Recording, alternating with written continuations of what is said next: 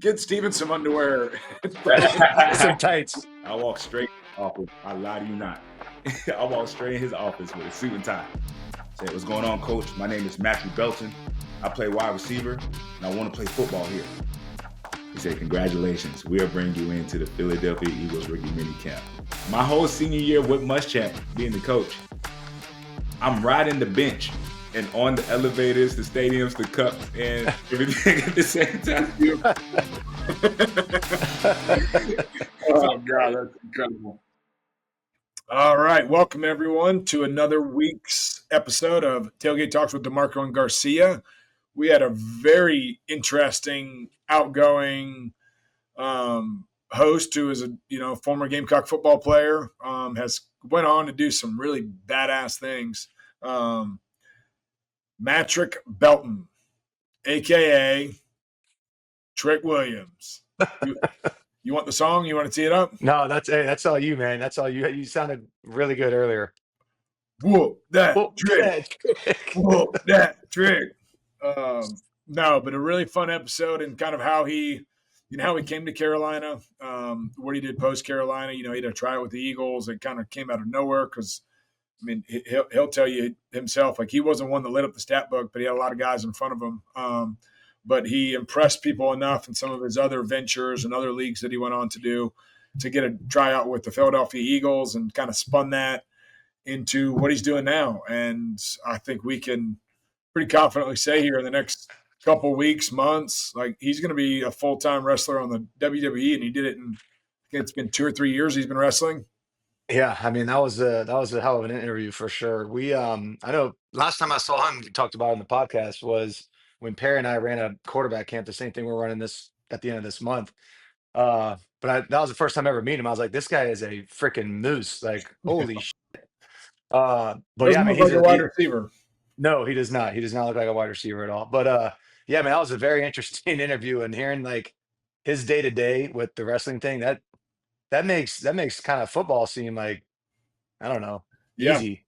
No, I mean, as much as they got to travel too, and especially when he gets the full docket up to WWE and they're traveling even more, it's going to continue to wear on him. But I mean, his mindset, his work ethic, his determination, like he's bound for big things. I mean, it was one of the big things I took away from our conversation was like it always seemed destined, like there was always a purpose in everything he did, and I know that he's going to pour his heart and soul into pursuing this. And man, he's already got a couple of belts already. I'm sure he's going to just continue to rack them up.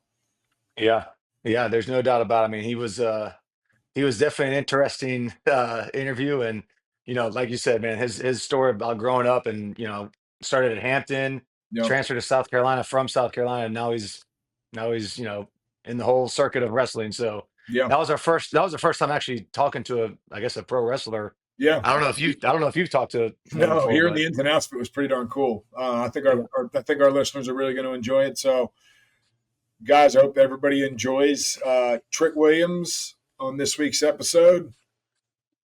Whoa, that trick! Whoa, that trick. Oh my God, that's unbelievable. Kirsten's going to make fun of me for doing that. For sure. But yeah, folks, don't forget, leave a review, please, for the love of God, whether it be on Spotify or Apple Music. And, we got some stuff up our sleeve coming up in this near future. So please leave a review, whether it's good, bad, or indifferent. We appreciate it. Continue to follow on all the social media accounts. All that stuff's helping us kind of drive views and drive sponsorships, which is letting us kind of bring this podcast to you. So we appreciate you guys and keep tuning in. There's some cool shit we got ahead. All right, we are here this week with a special guest who took some time in his day today to branch off from his day job and join me and Steven on this podcast. We got Trick. Yeah, Matrick Belton, also known as Trick Williams. Yo, Pat, Steven, man, what's going on, man? Good to see y'all, man. Long time no see. I know, man. It has been a while, man. How long ago was that camp that we ran with Perry? Man, that had to be like 2017, 2018. I was going to say it had to be at least 5 or 6 years ago. Well, I mean, like, the world needs to know, man, you're a two-time NXT champion, NXT North American champion, 2023 Men's Iron Survivor champion. You're the 28th ranked wrestler in the world right now. You're a badass. Hey, I didn't know I was 28. That's pretty good. But Yeah, yeah, man. Hey, Pat, I've been grinding, dog. I've been grinding. You know what I mean? no doubt. That's the only way to it, right? Yeah, man. God is good, man.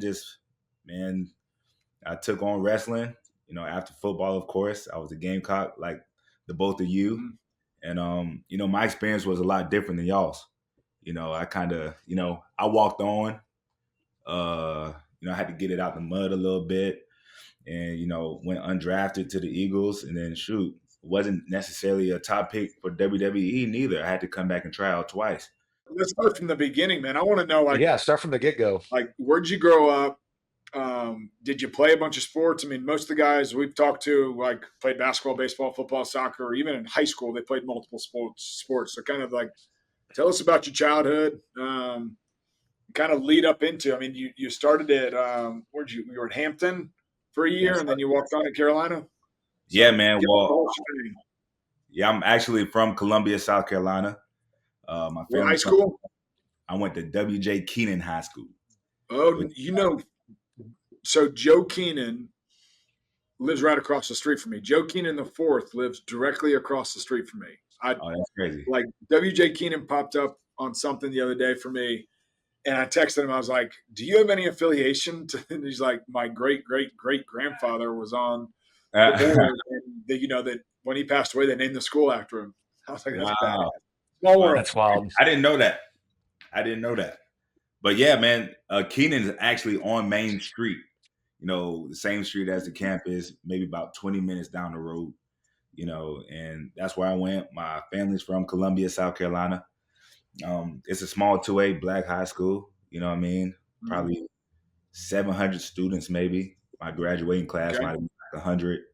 And yeah, man, that's crazy. Yeah, growing up, my pops played at South Carolina State. And I wanted to be a Gamecock. I was watching Steven Garcia do his thing. Baby. I saw Alshon Jeffrey, of course. I saw the guys. And I went to a one-day camp. Now, mind you, I was the first, in recent, football history of my family to actually go play college ball. So it was different when my pops went and played at South Carolina State. So we didn't know about the whole one-day camps and not to waste your time at the NUC combines and all the BS combines. I didn't know to go to the one-day camps and stuff like that. But I went to the one-day camp. This is going into my senior year at South Carolina. And, of course, Spurrier is out there, Spurrier Jr. Yeah. Man, I ball out. Had a great day there. And, they started recruiting me, but it was too late. It was just too late. I got 2 offers out of high school, South Carolina State and Hampton University, where I decided to go play at Hampton. They had a little bit more women to the ratio. Hampton, that's in Atlanta, right? No, Hampton, Virginia, HBCU. Okay. Out there in Virginia Beach area. So I went and played at Hampton. They threw the ball around. I played wide receiver. And football was a little bit different. I love the school, Hampton University. It was a great time, but football just wasn't right, man. We wasn't getting the funding. If you know anything about, some of those schools that were in the MEAC at the time, they deserved more money, but they wasn't getting it.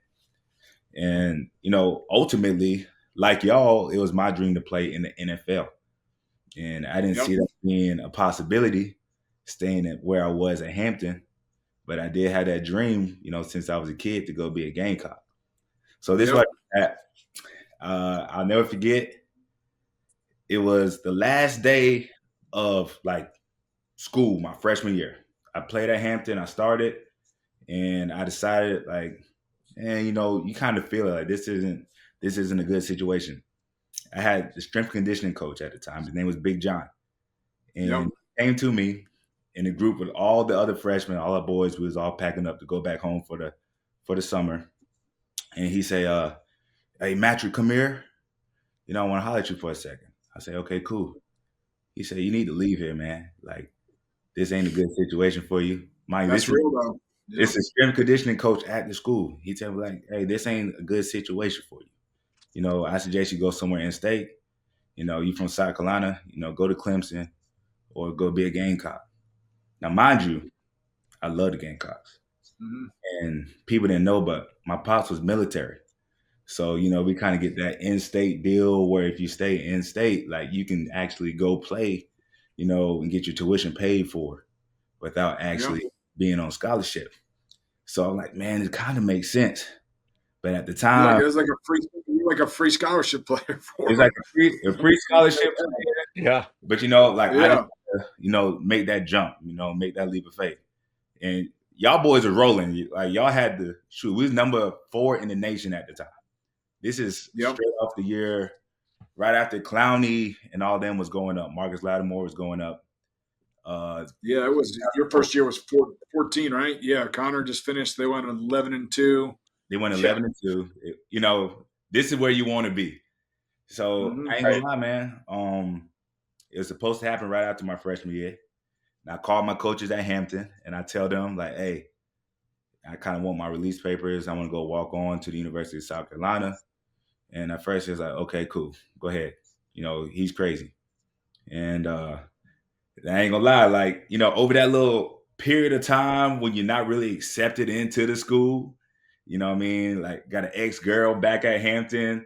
You know, all the boys he was recruited with at Hampton called me, my quarterback was my roommate. Like, bro, what you doing, dog? Like, we got a good system, you know, and the coaches called me like, yo, we got a whole system set up for you at Hampton. Like, what you doing? Mm-hmm. And, you know, if I'm just being totally honest, I got nervous. You know what I mean? Because shoot, the Gamecocks was like that. You know, they was the top team. They didn't recruit me like I wanted to at a high school, and I was kind of like, am I good enough to really play for the Gamecocks? I wasn't really sure, if I'm being 100% honest. So I go back to Hampton my sophomore season, and I go back, all hell breaks loose. You know what I mean? Like I pulled my hamstring like first day of camp. You know what I mean? Like girl, you know, she was cheating on me with my teammate, all type of stuff. Like it was a sign. I knew I should have been gone a long time ago, but I made the wrong decision, and you know, I didn't have the faith to carry on the mission like I should have. If I'm just being totally honest. And that's real. Progress, and I'll tell you how humbling it really is. As the season progressed, while I'm at Hampton, like as I pull my hamstring, I drop on the depth chart. I started as a true freshman, come back my sophomore year, you know, I'm behind walk-ons. And I was so insulted. You know what I mean? Like I'm behind walk-ons, man. Like I was the top recruit here and everything. Just for me to decide, I forget that. I'm gonna walk on at the University of South Carolina. Yeah, I'm gonna go dive in the deep end. Let me go do this now. Yeah, I love that. I'm gonna go dive into the deep end, and I'll never forget. Like Hampton, we was bad at this point. Like we got our first win like halfway through the season to North Carolina A&T, and I say, and I go. We won the game against North Carolina A&T. The following week was South Carolina State, and South Carolina State. My dad played at South Carolina State. Like I said, you know, Orangeburg is maybe an hour away. You know, everybody knows South Carolina State. It was almost home for me. So I'm supposed to start and I work my way back up on the depth chart, and I don't play the game at all. Now, mind you, it was insulting, but it was my fault too. I did miss a meeting day of. If you know, I'm a little older now, I'm taking accountability. Like I didn't do anything on my end, but as I look back at it, I didn't play against South Carolina State. I get the news my grandfather passed that same, like a couple days before. My mom didn't tell me. But after the game, like, hey, your grandfather passed away. We wanted to wait till after, you know, like, all my family was there, you know, and I just had a point. I just had to know, like, man, I'm done with this. I said, I'm not going back to Hampton, at least to play at Hampton. I'm going to go and I'm going to tell the coaches I know where I'm supposed to be. So I go back and I quit the team at Hampton. I never quit nothing in my life, but I quit the team at Hampton. And I tell them, hey, I'm going to play for the University of South Carolina. Of course, South Carolina. Go fulfill my dreams. Yeah, I'm going to go fulfill my dreams. I'm going to go be who I know I need to be. So the coach, oh, you crazy. Like, man, if you ain't playing at Hampton, there's no way in the world you're gonna play at the University of South Carolina. Like, all the boys on my team, they wasn't really my boys like that for real. I had a few real ones, but they talking trash. Like, I was the laughing stock of the football team. Even though Hampton just won their first football game. Anyway, about that later. So I'll never forget.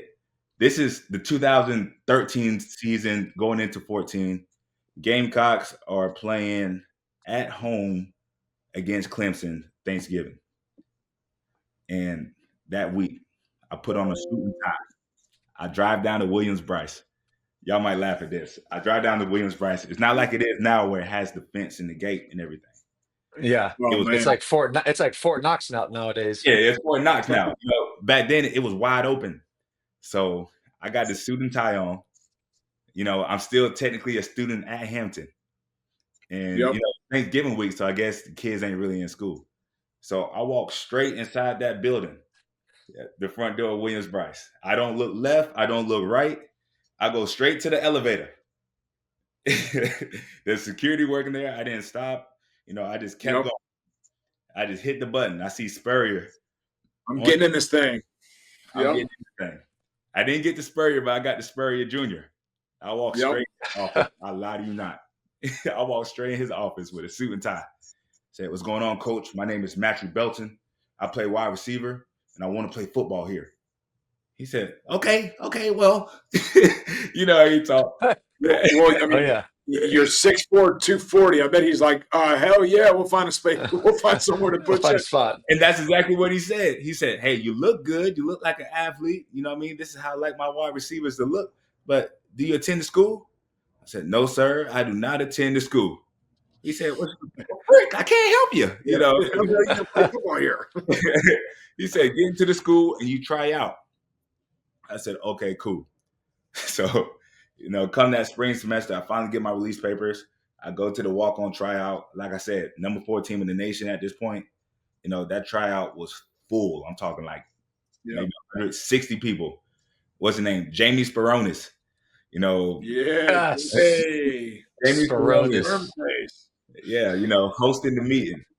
And, he's like, hey, guys, in case y'all didn't know, we're the number 4 team in the nation. We don't need any of you. But if you do play wide receiver, sounds about Jamie. That's what he told us. He said if you do play wide receiver, you need to at least run a 4.4. If you do this, play offensive line, you need to be at least 300 pounds.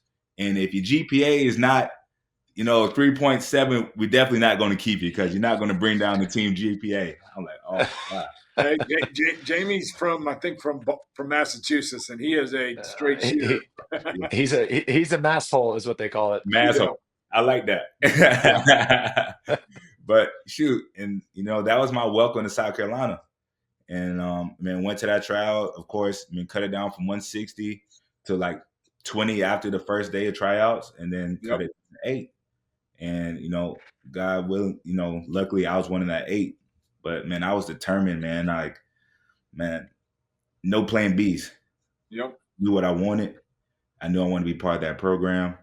And shoot, when it made it happen. So I got to hear, what was the 40? Were you like, did you hit the 4.4 mark? I am not a 4.4 guy, and that's probably the problem. I should have played tight end. Yeah, if I played tight end, you could play tight end. I should have played tight end, man. I was, 6'4". At the time, I was probably like 210, 212. I should have put on weight. Bulk up.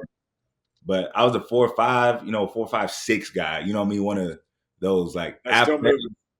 But I wasn't that 4.4 guy, if I'm just being totally honest. But yeah, I'll tell you what, man, they don't. I don't even know if they do those walk-on tryouts anymore these days. They do. They do. It's it ain't what it used to be. I was about to say I don't think they have just. They don't have random people just show up. It's more, I mean, they do, but it's like check the box. Hey, if anybody passes the eye test, we'll let them come to a couple spring practices, and if they suck, they're gone. Wow. But no, that's badass. I mean, I don't think any of our viewers have ever heard somebody go through, and we've never had a guest that's gone through freaking walk-on tryouts. Yeah, 100%. First cut, like still kind of borderline whether he's going to be on the team or not. and then you join it and like, but dude, I mean, you were here for 3 years. That wide receiver room was freaking deep, man. I mean, Ryan Edwards, Josh Smith, Deebo Samuel. I mean, Hayden. I know you probably didn't have the stats that you wanted when you played here, but like there were some dudes in front of you. Tell us some stories about kind of the wide receiver room in your time here. Yeah, man. When I first got there, of course, well, not of course, man. Shaq Rowland was probably the guy at the time. Shaq was a stud, man. Yep. Shaq Rowland was the guy. We are actually the same graduating class. And Shaq was great, man. Like, physically, he can do whatever it was that he needed to do. This is around the time that Pharaoh Cooper was just starting to really get on and get hot. So, Pharaoh was he was playing the slot position, and what he had just two-time All-American, just moved over from DB. Deebo came in as a freshman that year. Let's see who else. Of course, Brian Edwards was on the tail end. Hayden Hurst. Hayden Hurst. I was going to say that. Hayden was like the 20th leading receiver in South Carolina history. Like, man, I'm gonna tell you a funny story about Hayden Hurst and I. Man, ironically enough, I said my dad's was in the military. So he was stationed in Jacksonville. We stayed in Jacksonville for like 7 years growing up. Yeah. And I played for the same Pop Warner team as Hayden Hurst. I'm talking about no kidding. We're 10 years old at the time. So, you know what I mean? So, wow.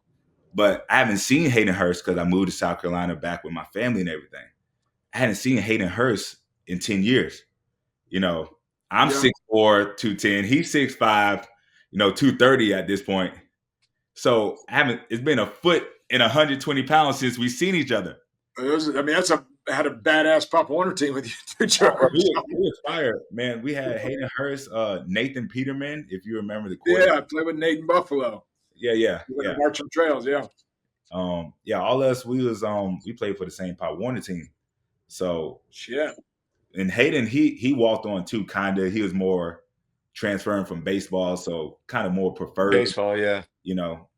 But he's got a crazy story because Perry Orth was telling about how Perry basically told Spurrier Jr. He's like, "Hey man, you got to get this guy Hayden Hurst to come on and play football. Like he's a pitcher in baseball, he's freakish athletic." And Perry likes to take credit for facilitating Hayden Hurst playing at South Carolina. Man, rightfully so because, Perry of course is from that Jacksonville area, Pablo Creek area, but yeah, man. So I seen Hayden the first day he came out and kind of ran routes with us. I'm like, dude, you look familiar, man. I feel like I know you or something. And he said the same thing. The next day we come back to work out like, hey, it's been 10 years since we've seen each other, man. But that's crazy. He was awesome. Yeah, he was always a good dude, man. So yeah, we played with some studs. I would say everybody who I played with is almost, got drafted. Yeah. Yeah. Those were the heydays, right? Dude, you went through Spurrier and then Spurrier leaving, Coach Elliott taking over. Was your last year the first year Muschamp? My last year was the first year Muschamp. Tell us the difference. You have three iconic head coaches right there. Like, tell us the difference in all three of those. We haven't had any guests that's had all three. Yeah, honestly, I love Spurrier, man. Like I said, I came in as a walk-on, and he gave me an opportunity. I won outstanding offensive walk-on the first spring that I just got there. My first season I was eligible, my junior year, man, I played and started, by like game 3. And if you look back, that's not the best year the Gamecocks had to offer, But, Spurrier gave me an opportunity, and as y'all know, Spurrier is the type of guy who he sees what you're good at, then he lets you do your thing. He doesn't ask you to do more. He doesn't ask you to do less. Or maybe it might be a little different unless you're a quarterback. You're a quarterback. Slightly different circumstances. Exact mold right here. Like you have this much room for error. Hey, look, I can see him being tougher on his quarterbacks than any other position, with him being Spurrier. But No, as you're far, spot on because as a running back, it was like I had pretty much a lot of freedom. Steven, not so much. yeah, I can see that. But he say, Matrick, you can catch a jump ball, good. Then he go in there and he throw me a fade ball. Then I come down with it. So okay, you're the jump ball guy. Yeah. Yeah. That sounds about right. It was literally that simple. Let me tell you, my first spring practice. This is what it was. I lie to you not. And like I said, I just told you the whole story of everything I sacrificed to be in the room. You know what I mean? I want to be a Gamecock. I'm finally here. First practice, spring practice with Steve Spurrier. He goes to the board. He says, all right, man, this is what we got today. Quarterback, we're going to throw the ball. He's writing it on the board. Running backs, we're going to run the ball. Receivers, we're going to catch the ball. Hopefully, ain't that right, Shaq? Lineman, we're going to block.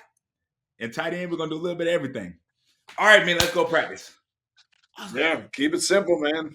I was like, wow. I mean, that's how he was, though. That's honestly how he was. That's all it. And when you think about it, that's all it has to be. Yeah, it's the same football. It's crazy. It's the same everything. Just go football. I mean, Pat, you've been in several different organizations, and I mean, I haven't been in near as much, but I mean, these coaches try to make it so damn complicated. It's game is insane. it's so overcomplicated. You could run counter 75 different ways with different people pulling, different inserts, different angles, different footwork. I will say the game has gotten better with all the creativity. I mean, I've never seen before 2 years ago when Miami started doing it of like interject motion, an inside slot receiver motioning out towards the sideline away. Obviously you see crossing the ball, but like you got number 2 sitting there lined up 5 yards from the tight end, and he starts hauling ass out wide outside of number 1, and you're like, you're like, what the heck is going on here? I mean, but like all different stuff.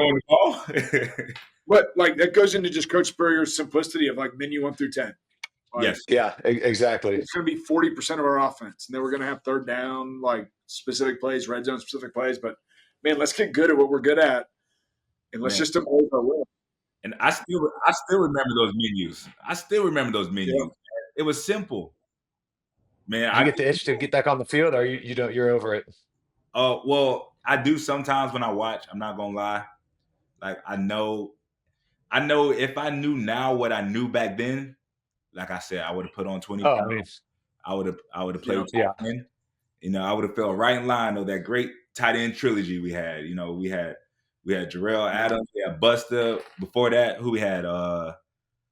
Jared Cook, Wesley Sanders, Jared Cook. Yeah, Jared Cook, Pat DeMarco. Pat DeMarco. Let's talk about it. You know what I mean? Pat DeMarco. Like, hey, shortest, fattest, slowest tight end ever played Carolina. Look, man, the last fullback ever in the game. I mean, you should be proud of it. I feel like it. My body feels like it. Matrick, how different is what you're doing now with professional wrestling compared to football?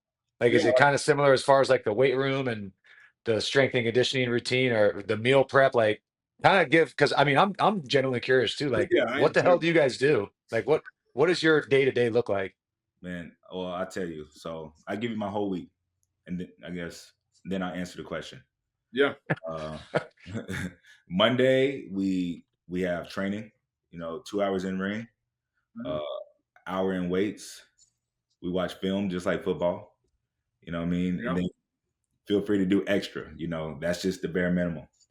Tuesdays we have our NXT TV show, which is an 11-hour day of preparation and going out to perform to the best of our ability. Yep. Wednesday we back in the ring for training, 2 hours, 1 hour lift. Thursday probably same thing, 2 hours training, 1 hour lift, watching film as well.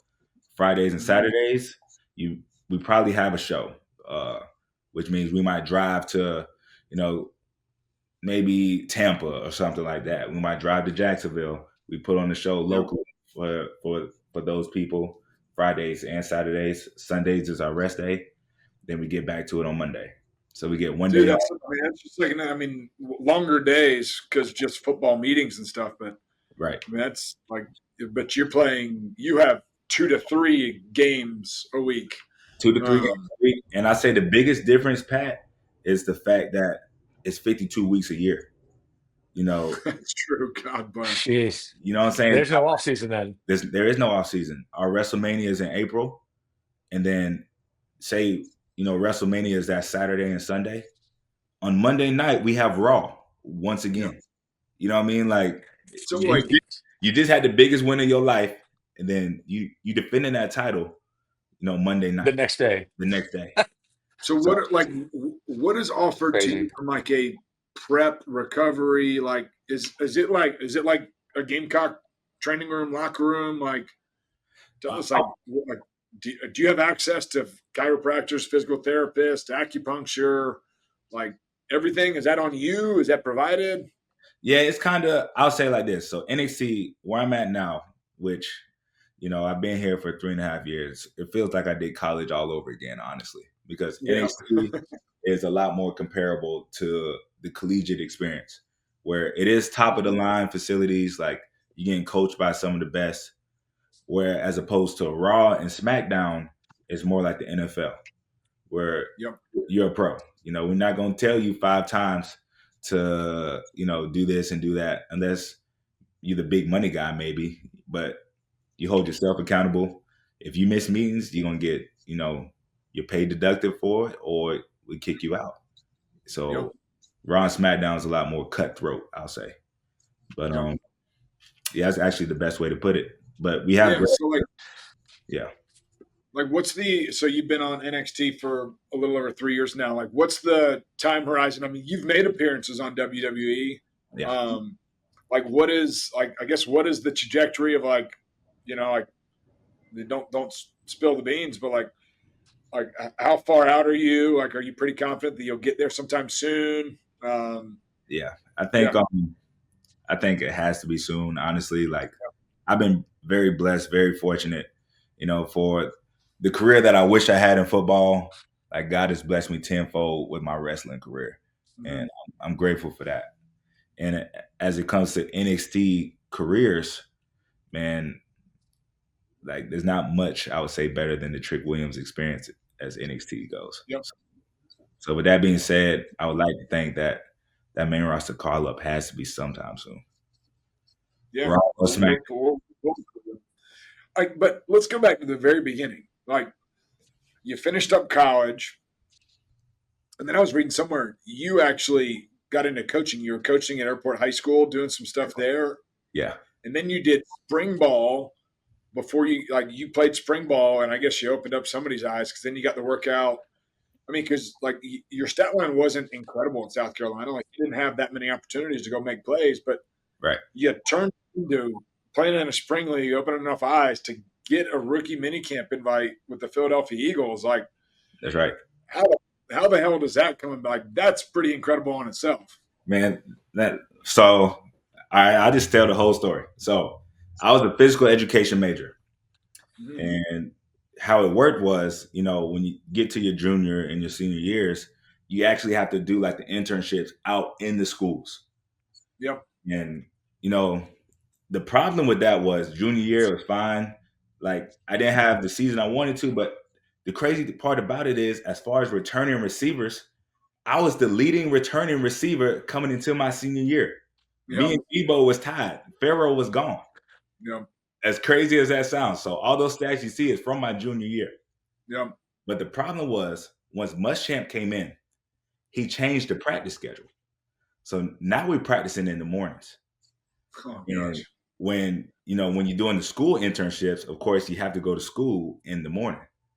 So what had happened was, I wasn't going to practice at all because I had to choose to either graduate or to practice. And I didn't know that. No. So I made the decision. Hindsight's 20/20, but like, I literally decided, like, do I graduate or do I practice? Not thinking long term, like, do I play football or do I not? If I had it over to do again, I said, I did all this transferring here to play football. I didn't come here to graduate. But that's inside. But Yeah. but the crazy thing was That's the internship was at Airport High School. Stick with me because it's kind of a wild story, and I can't make this up. yeah. The internship was at Airport High School. And as I'm at Airport High School, they are the Eagles. It's the Airport Eagles. And like, if you look around the school, they have Deuce Staley all over the place. Yeah. Deuce Staley, of course, played running back for Airport High School, for the Gamecocks, and for the Philadelphia The Eagles. Eagles, yeah. Stick with me because it's a wild story. Now, like I say, after that pro day, nothing happened. Like you said, of course, I didn't have the stats. I was a 4.58 guy. But after all of this, man, I had a dream I was going to play for the Eagles. I lied to you not. I'm knocking on doors. It was the Patriots that said, sorry, we don't have any room for you. I'm knocking on doors. It was the Buffalo Bills that said, sorry, we don't have any space for you. I'm knocking on doors. It was the Philadelphia Eagles. They opened the door. They said, you want to play football? I said, yes. Then they let me in, and it was the field. Just like that. Yep. So a whole season, I'm coaching these kids. It was amazing. I told my mom that day, I said, I'm going to play for the Eagles. I don't know how, but I'm going to play for the Eagles. Now, that whole season, I already got the vision. I know what's going to happen. I'm coaching these kids with my cleats on. You know what I mean? Like, hey, this is how you get in and out of that route. You know what I mean? This is that cover two post that you need to run right here because I know I'm going to play football again. Then one day I look at it, I'm like, dang, Airport High School is the Eagles too. Maybe I misinterpreted this dream. Nah, I'm gonna keep going. But anyways, I'll continue to practice and train. And I meet a guy, his name is David Olson. He's a great guy, God-fearing Christian man. And he played quarterback. He played at Clemson and Stanford. Similar testimony. He was a walk-on guy who continued to play and stuff like that. And what had happened was he had got to connect with the NFL Spring League. I'm not sure if y'all remember that. But yeah. Manziel was playing in the NFL Spring League. That's actually where I met Wesley Saunders for the first time. Yep. But I had no business in the Spring League. It was for former NFL players only to play in this NFL Spring League. Like I said, I've been training every single day since, the pro day didn't work out and everything. But okay, cool. Stick with me. I know it's a lot, but stick with me. Oh, this is fascinating. So I'm training at the new indoor facility, and I see Alshon Jeffrey. Yep. Of course, Alshon is from Calhoun County. My family's actually from Calhoun County as well. He played with my cousin DJ, played on the basketball team. They're good friends. I say, yo, Alshon, look, man, I see you just signed a new deal with the Philadelphia Eagles, for $51 million. Look, man, I just want to train. I just want to train with you. I just want to learn from you. If that's cool. He said, yeah, man. So I'm training for a whole week with Alshon. And I'm seeing like, man, I think I can do this, man. Alshon, he's a big guy. He was another guy who's probably a 4-5 guy, but, a baller, balls in the air. Not taking anything. Yeah, the best ball skills I've ever seen. Best ball skills you ever see. And, Alshon, he just, he took me under his wing. I'm training with him. Everything's cool. One day he said, you're going to meet me in the weight room. I go to meet him in the weight room. He don't show up for 1 hour. Dang, okay, cool. 2 hours. I'm still waiting. You know what I mean? Because at this point, I had the dream I was going to play for the Eagles. Alshon's with the Eagles. I don't know how it's going to happen, but it's going to happen. Alshon doesn't show up. But who walks in is Deuce Staley. Oh, the only reason I know who Deuce Staley really is Airport High School. Because Airport High School in the first place. Yep. And I'm coaching the kids at Airport High School. So I see Deuce. I'm like, oh, shoot, he has a son that's being recruited there. I didn't know that at the time. Damani, right? Damani Staley. Yep. And I say, Deuce, what's going on? My name is Matrick Belton. And I'm actually coaching at Airport High School with Coach Burnett right now. He said, oh, for real? Cool, man. Well, walk with me to my car. I want to show you some plays. Show me some plays. Don't worry about it. Yep. I ain't worried about no plays. I'm worried about playing for the Eagles. Yeah, let me say that and make it clear for everybody who doesn't know.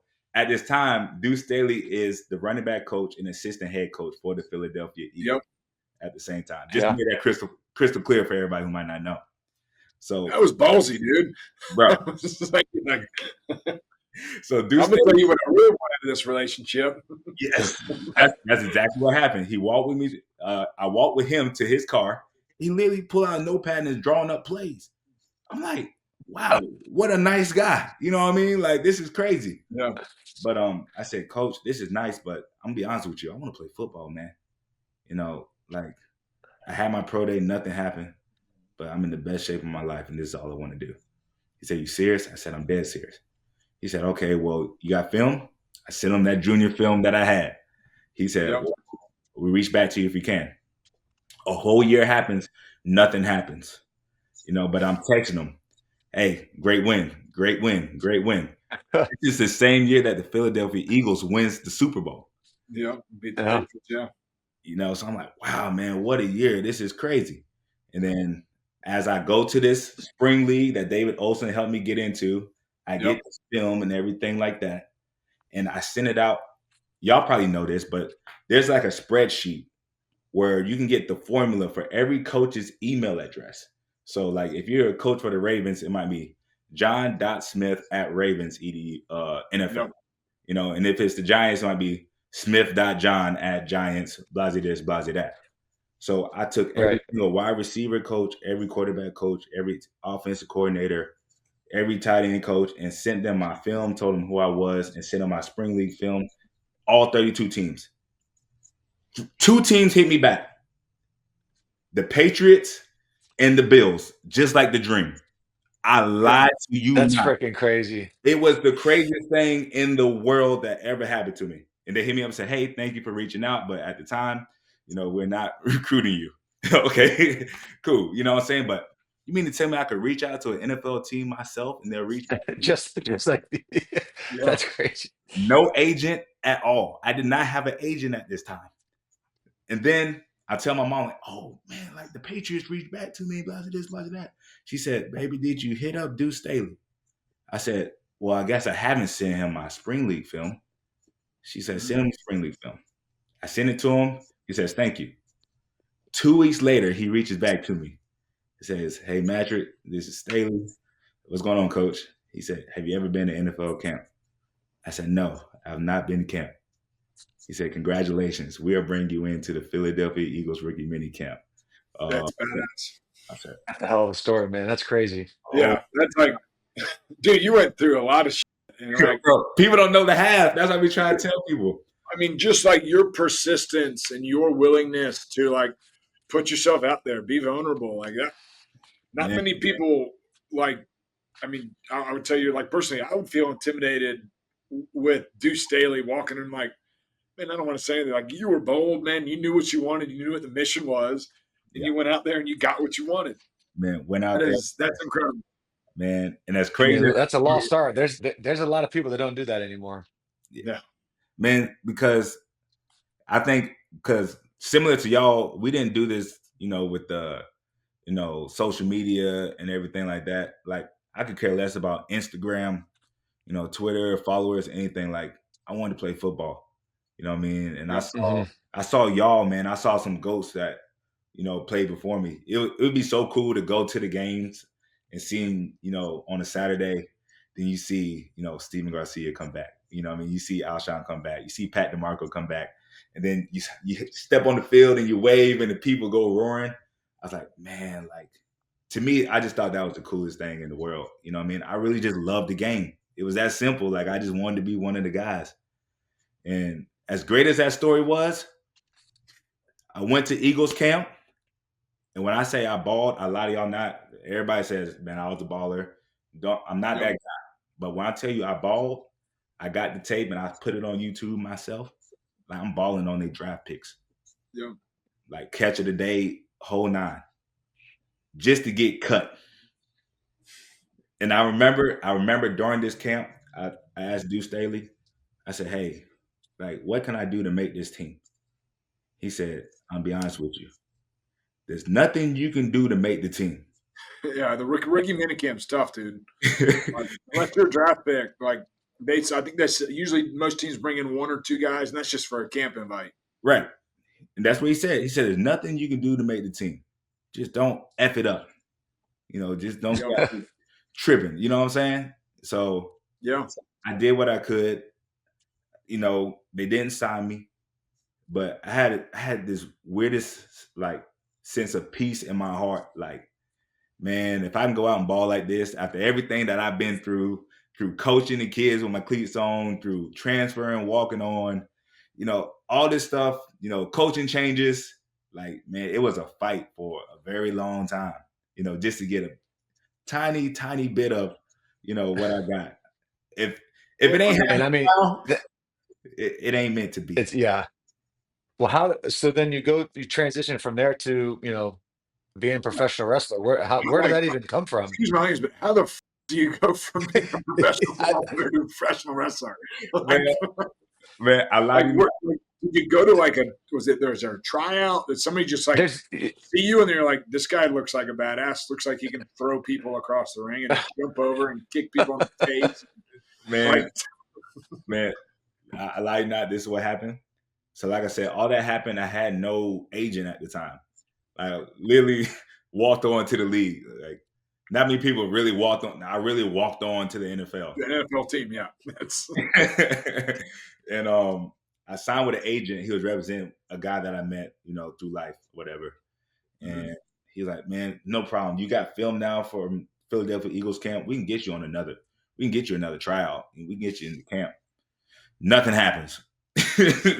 Nothing. Like, nobody's rocking with me. Okay, cool. Well, he said, we're going to sign you up with the XFL. I said, okay, cool. That was never the goal. That was never the dream. But at the time, the XFL was owned by a guy who was working with WWE.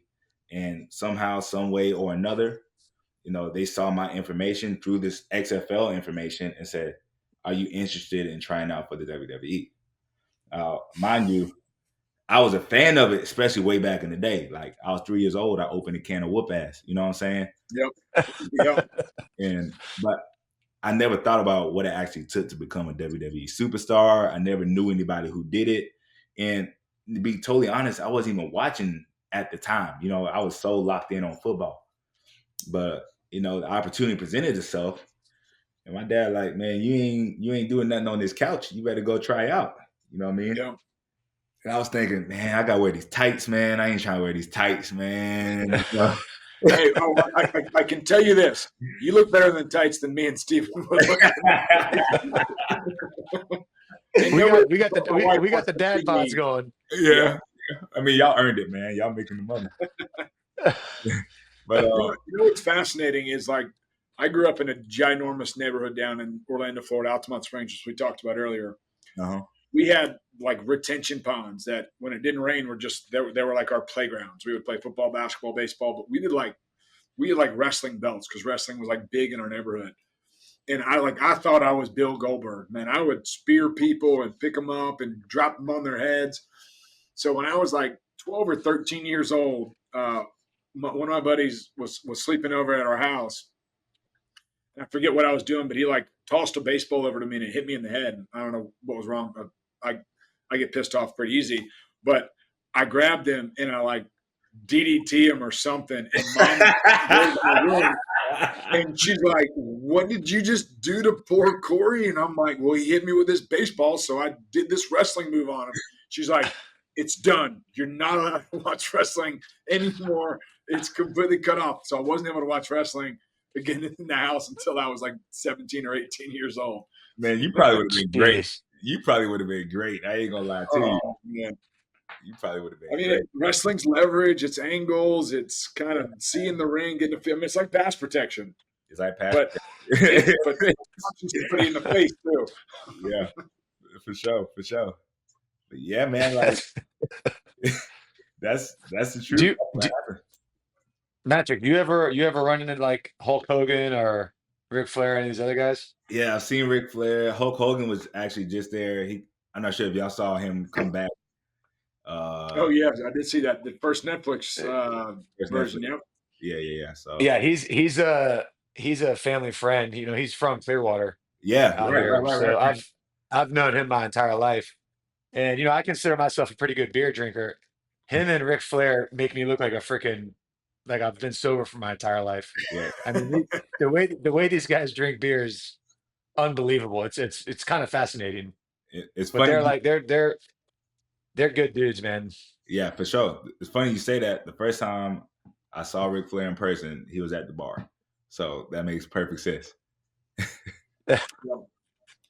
Yeah, I saw Hulk is I don't know if that's his company or if he's just like the spokesperson for it, but like the American beer. Have you guys seen that? Yeah, Yeah, I've seen that. Yeah. Like American beer. Yeah, I kind of want to try it. Well, I mean, you're drinking every other beer possible, so I'm sure you'll find a way to get your hands on that. I'll find a way. I can't do it. I can't do it this month though, man. I got a dry January at least for beer. But the fast is broken, so I'm gonna feel a little dangerous today. Hey, look, man. So like, did you?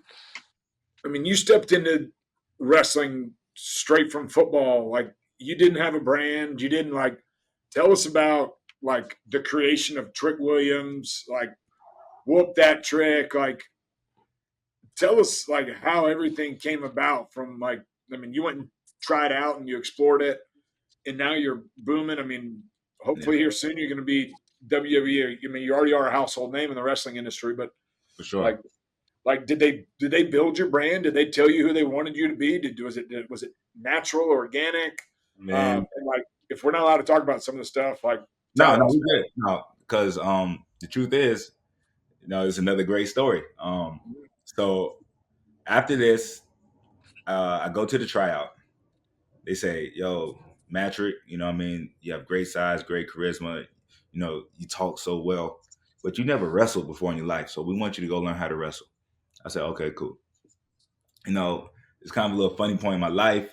Kind of halfway in football, halfway into coaching and teaching, and halfway into wrestling. Well, 33. You get what I'm saying? But I'm not sure exactly what it is I want to do. Long story short, I decide I'm going to wrestle. But the problem is there was no really good wrestling promotions in South Carolina, especially Columbia. I was looking everywhere. Yeah. So I asked the recruiters from WWE, where's the best place to go wrestle? They was talking about the Philadelphia area. It's like, dang, going back to Philly. Mind you, I had an uncle who stays in Philly. He still stays there. And I never met him before this day or before I decided that I want to move back. But I don't have any money. I ain't really get that check from the league. You know what I mean? So I got to figure out how I'm going to move to Philly, be able to afford it, be able to train and do everything like that. My uncle allowed me to move in with him into Philly. And my uncle's name is James, but we call him Sweet Baby James. That's his name. And I'm training at this school. It's called CZW. And y'all don't know this, but CZW is on what we call the indies in wrestling. Yeah. And it's hardcore wrestling. It's they do all type of matches that's extreme violence and has nothing to do with me or my character at all. But for some reason, I got the information this was a good school to go to, but I think it was the wrong school that I actually looked up. But that's why I ended up going. Go get the shit out of yourself. As y'all know, I don't want to hit anybody. I'm not playing football anymore. Man, it felt very sacrilegious for me to be there. But you know what I'm saying? Like, as y'all know, I'm committed, so this is what I'm going to do. And well, you went and cut your teeth there. Like, that was kind of your intro to it. It's my intro to the school. And then I went straight to the deep end, the hardcore wrestling. And I created a character while I was at the school. It's just based off of everything who I was naturally, my natural, what I was drawn to, like all the things I really wish I, could have been all throughout my regular life. Instead of substitute teaching, I wish I could open up my shirt and do this. You know what I mean? I wish I could talk like this. You know what I mean? But I know society doesn't really want you to do that, but this is what I want to be. Yeah. And I made a character based off my uncle, Sweet Daddy Trick. My uncle Sweet Baby James, I'm Sweet Daddy Trick. And that was my character, Sweet Daddy Trick. And I was just a cool dude, man, trash talking dude. And like, man, it was a weird thing looking at it, hindsight's 2020. But you knew Matrick Belton as a football player, hard working, doing whatever it takes to make it to the NFL. Maybe a little, outgoing, like I always had my shirt off, but somewhat humble. Like I wasn't talking trash, you know what I mean? I was trying to make it, you know what I mean? Right. To flipping my whole persona. Man, I am the wittiest, trash talkingest dude that I always wanted to be in my life. Literally, like it freed you up. Yeah. It freed me up, man. Like I could do what I wanted to do. And I remember the day I wanted to post about it on social media. And you know that feeling you get like, ugh, you know, people gonna look at me different. You know, it's just kind of weird for my football, you know, my 4,000 followers. You know, I don't want my 4,000 followers to look at me weird. I'm Sweet Daddy Trick now. What is that? Then I remember one day I said, F it. Like, this is who I am. Yeah, who cares? Who cares? Nobody was rocking with me when I was hungry, when I ain't had no job, when I got cut. Nobody checked on me. No, nobody was worried about me. You know, I'm Sweet Daddy Trick now.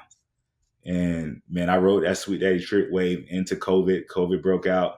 Then I made a whole Sweet Daddy Trick movie. Man, friends from my high school, Keenan High School.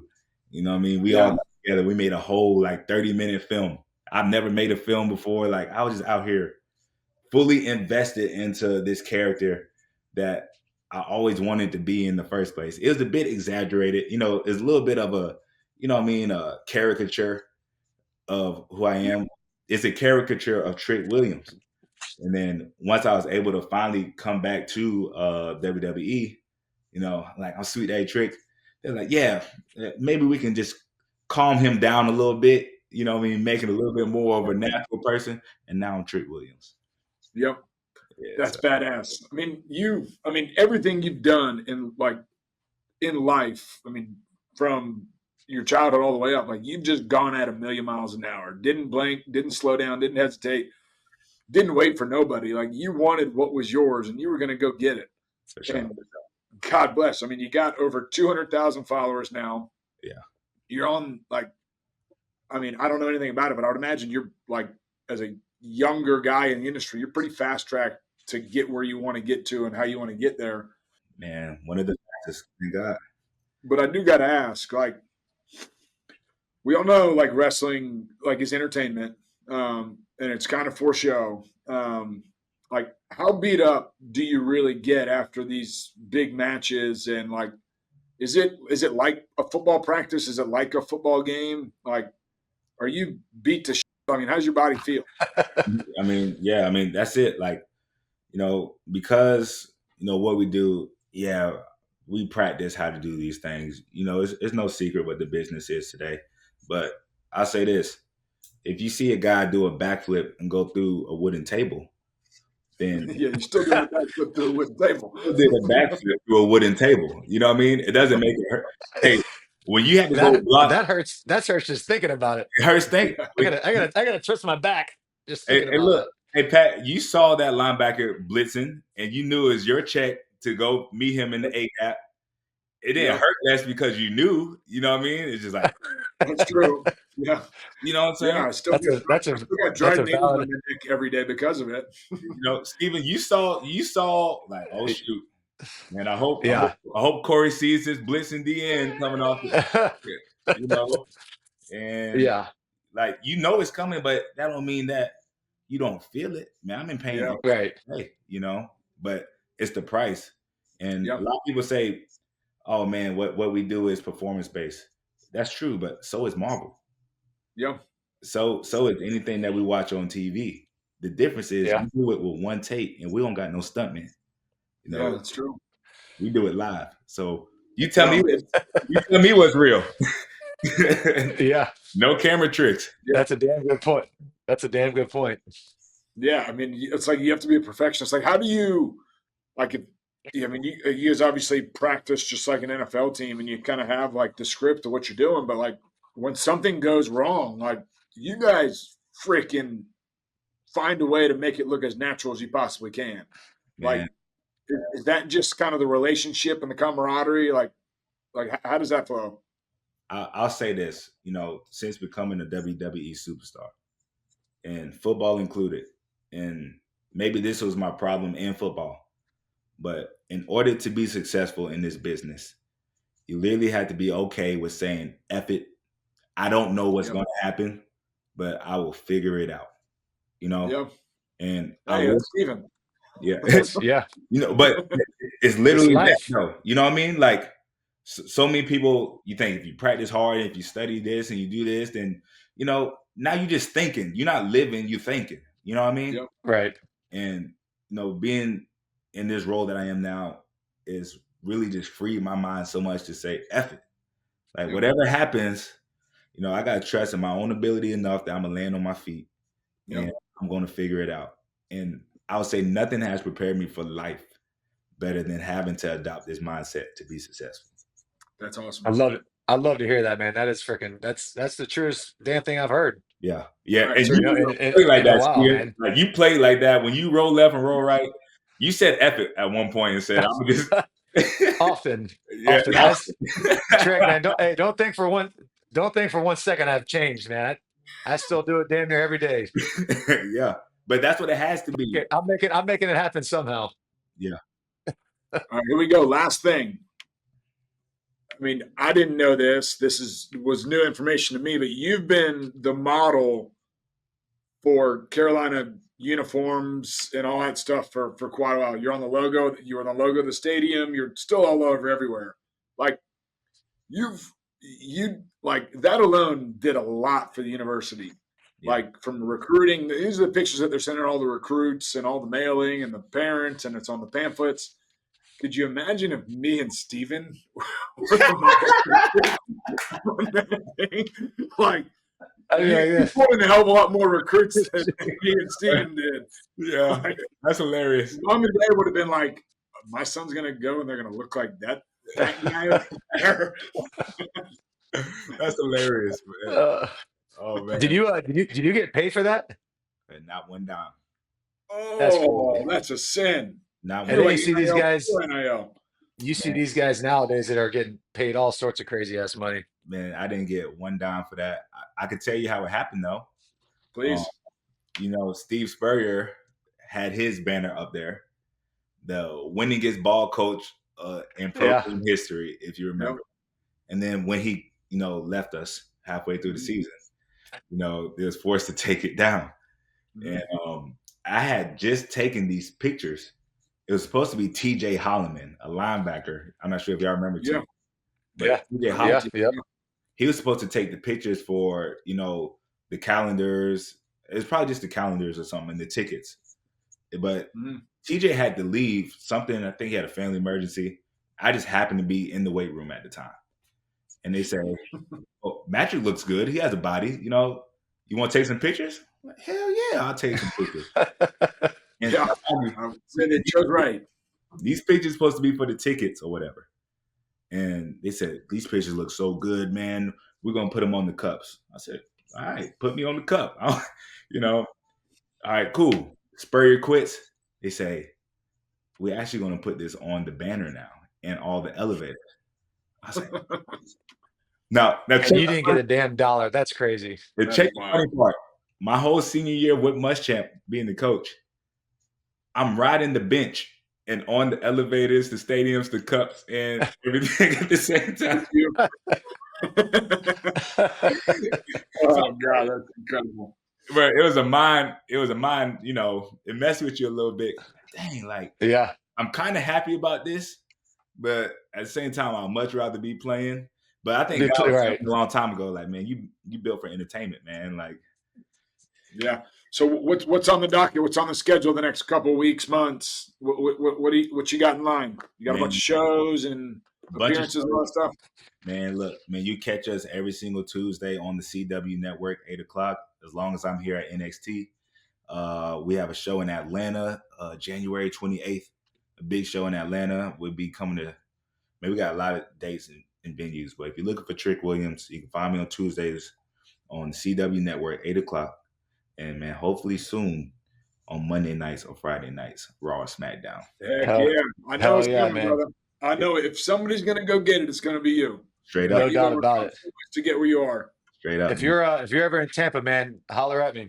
Man, we in Tampa all the time. Man, I got your number. Yeah. Man. Get Steven some underwear. Some tights. Hey, look, maybe you can knock somebody across the head for me. Have him throw a football from. That's actually a good idea. Have him throw a football from the stands and take somebody out for you. How you catch it? Oh yeah, I like it. I like it. Love it. We'll link up, man, for sure. Hey, sounds good. Hey, thank y'all so much for having me, man. I appreciate it. No, yes, dude, sir, man. You're the man. We appreciate you taking the time, and God bless. Good luck with everything. I can tell you're a God-fearing man, and you've overcome a lot. So keep your head down, man. Big things ahead. Yes, sir.